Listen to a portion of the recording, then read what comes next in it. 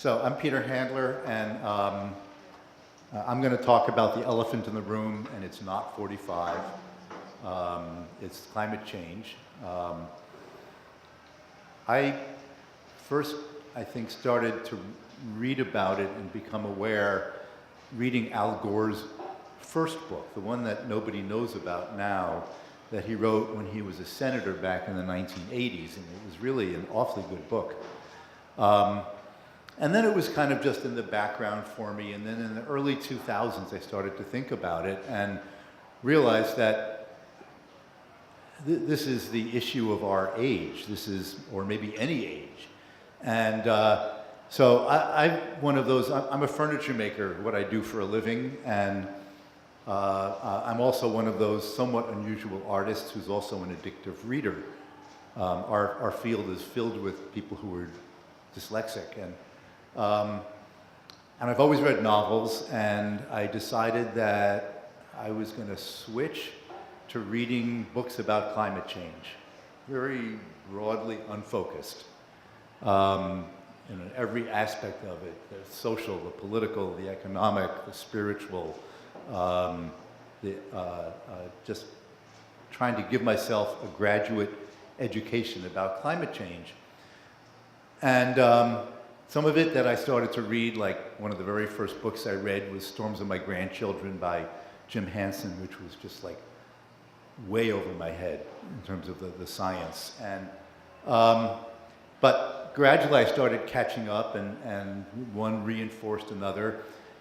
And then the next thing is like, okay, so what am I going to do about this? And in 2008, the recession hit, and I got to a point where I just didn't have any work. I didn't have any commissions, I didn't have any furniture to make for anybody. And a friend of mine who's an artist said, well, you know, at times where I don't have anything that I have to do, I make the things I want to do. So I started working on a series, which I'm still working on, called The Canaries in the Coal Mine, which is art pieces about aspects of climate change that in 2015 drove my wife and I to Alaska because that actually was the most recent piece, and it was about thawing permafrost, and I had no idea how to express that visually. And so we spent 2 weeks in and around Fairbanks, Alaska, which we fell in love with, working with climate scientists. But go backwards to about 2009, and I was making some furniture for a client, and we were saying, you know, there's a lot of artists who make stuff, do stuff about climate change. And I said, this would be a good subject for an article. So let's do it together. And I met with her a couple of months later, and we said, this is much bigger than that. And we formed a project called Honoring the Future, which I'm still one of the principals of, where we use the work of art and artists to communicate and educate about climate change. And we have a wonderful website, and we do all kinds of educational programs, and we've actually started to do exhibitions, which is where we started, of wanting to show the work of artists who are talking about climate change.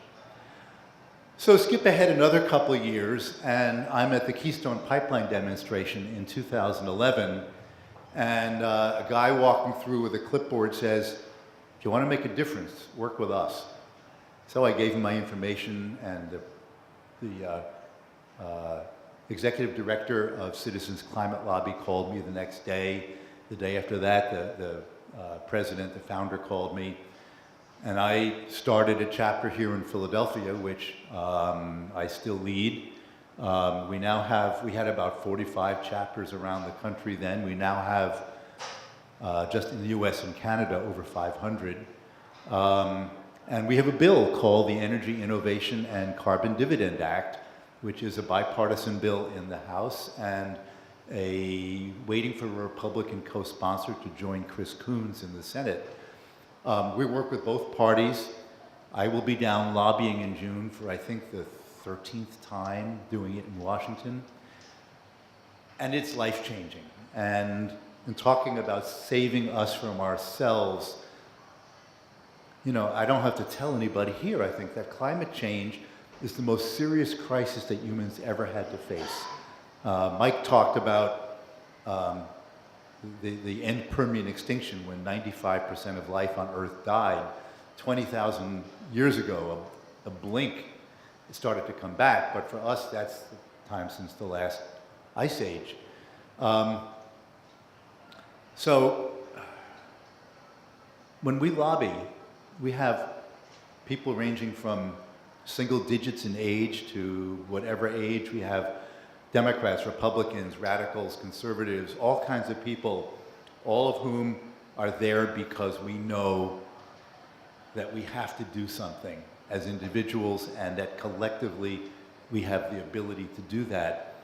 And at the end of the conference, we have a cocktail party, and it's my absolute favorite part, where we get young people or people who are there for the first time to tell what their experience is. And it's like a tent revival. It's like they have religion, talking about how amazing it is for them to be talking with their members of Congress, their staffers, and that they have the power to make a difference. Thank you.